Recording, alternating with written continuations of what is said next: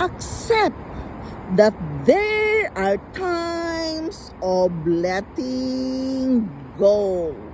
This is just a reminder to each and every one of us, because many times we are struggling of the things which is hard, and it goes to our anxiety and depression. Acknowledge the time. There are times of letting go of things. Trust in God to direct your step, even though the seasons hurts you. There's questioning and disappointment. Just let it go, because it is times. Times of letting go of things is very important, so you will feel free.